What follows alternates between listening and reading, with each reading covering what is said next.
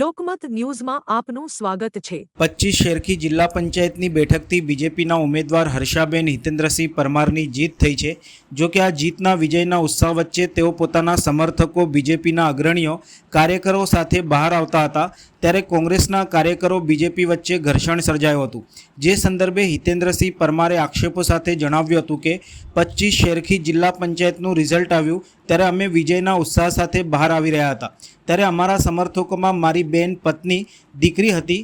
એ લોકોને જે હારેલા ઉમેદવાર કોંગ્રેસના હતા એમણે વાળ ઝીલીને છૂટા હાથે મારઝૂડ કરી અને નાની છોકરી જે 14 વર્ષની છોકરી હતી તેના ઉપર પણ હુમલો કર્યો। મારી બેન મારા સપોર્ટમાં આવી હતી, એની સોનાની ચેન તોડી નાખી। ગુનો અમે દાખલ કરાવીશું। હજુ અમે આગળ વિજય સરઘસ પણ કાઢવાના છે। કોઈ અનિચ્છનીય બનાવ ન બને માટે પોલીસ પ્રોટેક્શન પણ માંગીશું।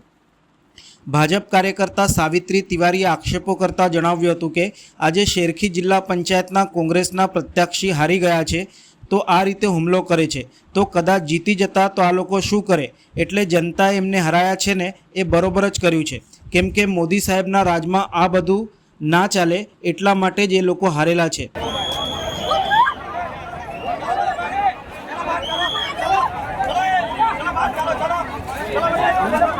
છોકરી વાગી છે એ જો લે બે કે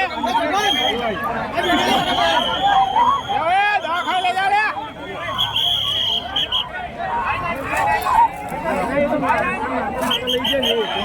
25 શેરખી જિલ્લા પંચાયતનું જ્યારે રિઝલ્ટ આવ્યું ત્યારે અમે વિજય સાથે ઉત્સાહ સાથે બહાર આવતા હતા ત્યારે અમારા જે સમર્થકો હતા એમાં મારી બેન પછી મારી ભાઈની દીકરી એ લોકોને જે હારેલા ઉમેદવાર કોંગ્રેસના હતા ને એ લોકોએ વાળ જાળીને છૂટા હાથે મારઝૂડ કરી અને નાની છોકરી જે 14 વર્ષની છોકરી એની ઉપર હુમલો કર્યો।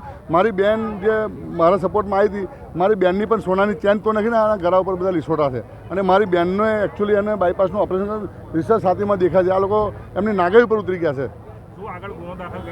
હા, ગુનો દાખલ કરાવીશું કારણ કે આ તો અમારા જો વિજય સરઘસ લઈને જવાનું છે અને કાલે ઉઠીને કોઈ અનિચ્છનીય ગુનાહી દાખલ ના થાય એના માટે અમે પોલીસ પ્રોટેક્શન માગીશું। હારથી નાસીપાસ થઈ ગયા એ લોકો પૂરેપૂરા। आज सिरखी जिला पंचायतना जे कांग्रेस वाला प्रत्याशी है ए लोग हारी गया है तो आ रीते हमलो करे छे। जो कदाच जीती गया हो तो आ लोग शू करे? बराबर है। એટલે જે જનતાએ એમને જે હરાયા છે ને એટલે બરાબર જ કર્યું છે, કેમ કે મોદી સાહેબના રાજમાં આ બધું ના ચાલે એટલા માટે જ એ લોકો હારેલા છે। મહિલાઓ પર એટલે એ લોકો એટલી બધું આમ એવું બિલકુલ બધાને મારતા હતા અને બધા છોકરાઓને એકબીજાને મારતા હતા અને પ્લસ કે અમારા જે છોકરાઓ છે એમને તખું નીચે જ પાડી દીધું હતું અને જે નાની નાની છોકરીઓ છે એમને વાળ ખેંચ્યા અને એક બેનને ગળામાંથી આમ ચેન ખેંચી લીધી અને એમને પણ નીચે પાડી દીધા હતા। કપડા બપડા બધા ખેંચી કાઢ્યા હતા એ લોકોએ। सावित्री तिवारी भाजप कार्यकर्ता।